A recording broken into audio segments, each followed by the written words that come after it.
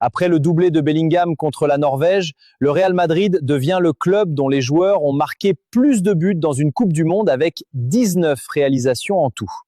Mbappé en a déjà marqué 8 buts, Vinicius qui est déjà éliminé avait marqué 4 buts. Bellingham en a inscrit 6, Arda Güler qui est déjà éliminé de la compétition avait inscrit 1 but lui aussi. Jude Bellingham montre une nouvelle fois son statut de joueur de classe mondiale en portant l'Angleterre en demi-finale de la Coupe du Monde 2026 grâce à un fantastique doublé face à la Norvège, victoire 2-1 après prolongation.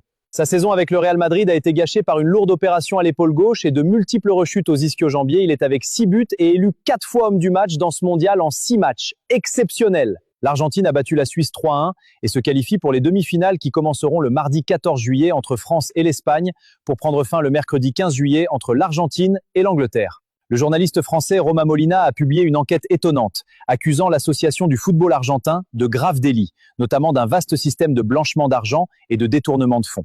Selon le journaliste, 30% des revenus de la fédération liés au sacre de la Coupe du Monde 2022 ont été détournés à des fins d'enrichissement personnel et de blanchiment d'argent au profit direct des dirigeants de la fédération. Les preuves montrent que cet argent n'est jamais allé dans les poches d'arbitres ou de la FIFA, mais aux dépenses de luxe personnel des dirigeants de la fédération argentine, déclare le journaliste sur ses comptes de réseaux sociaux. Il faut noter aussi que l'Égypte a officiellement déposé une plainte auprès de la FIFA pour double standard et l'arbitrage après leur défaite 3-2 contre l'Argentine en huitième de finale.